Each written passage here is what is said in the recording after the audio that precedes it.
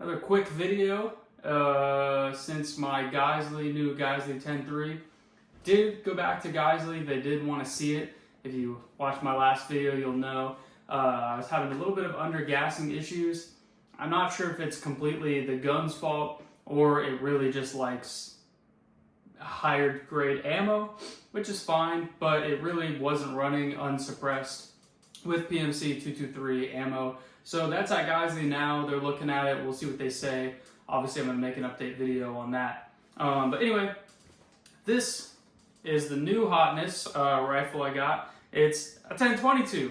That's right. It's just the basic 1022. It's the one you see on PSA all the time for 200 bucks. I figured I'd give it a shot. I actually don't own a 22 at all. First rifle I had was an AR, and I never got into 22s. I've been wanting one for a while. I went back and forth between a bolt gun and a semi-auto.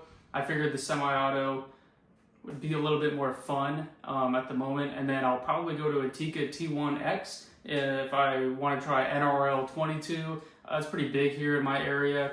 I'm gonna try NRL 22 with this. I'm not, just to see what happens, just to see if it's even usable. I'm gonna guess it's not. Let me know in the comments if you think I'm a moron. That's why I have this bag here, which just currently has two. I think one of them is, I think they're both T-Rex arms, little lanyard loop things. And that has a flatline fiber rear bag as a rest. I'll be using this just to be able to plop the gun on and be a bit more stable. And overall, the gun's great. I shot maybe 300 rounds through it this weekend using these Ruger 25 round mags, and it had no issues. The only issue I had was one of the casings was physically dented, and so that got lodged in there.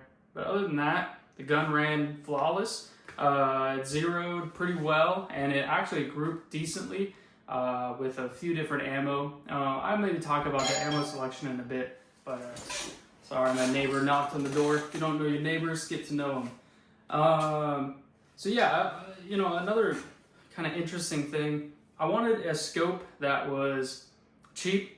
This is just a fun plinker, and I wasn't really expecting anything out of it.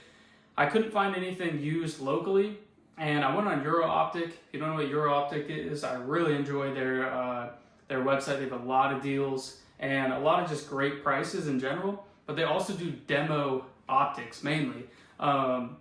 And so this is a Vortex Viper, or not a Vortex Viper, it's a Vortex something or other. Whatever the cheapest one they make is. It's only a 2-7, and I figured for a 22 that would be fine. I don't really need anything more than that. And then these are Vortex medium size rings. And I did take off, but going back onto this, I wanted to explain that this is actually not a demo, but it was even used. So from 200 bucks new, this was only $65. Took a chance. So if anybody else is thinking or looking at getting their used models, they do say excellent condition.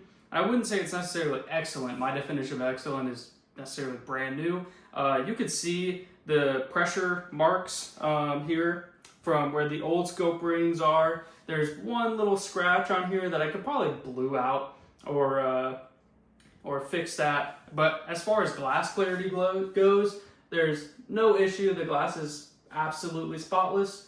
There's no imperfections at all. It zeroed well, it tracked just fine. There's no issues with it. So for $65, I think it's an amazing deal. And I kind of got lucky. Obviously, there was only one. But if you were curious on should I get a EuroOptic used optic, I would say go for it. I think it's a great way to save money, which we all can. The only other thing I did to this rifle is the rail. I unscrewed the 4 bolts or screws that hold it on and Loctited them. They're not Loctite, and they were basically hand tight. I actually couldn't believe how loose they were. So if you are going to use this rail, I would recommend pulling them out, throwing a dab of blue Loctite on there, and Loctiting them back down and torquing them to spec, which I believe is 15 inch-pounds. Don't quote me on that. But yeah, if you're looking at getting a 1022, this one's awesome. I really think it's a great gun. 1022s have been around forever, and I don't really ever see a reason to get rid of it and not to own it. It's so cheap, it's so fun, and it's just really been a good time.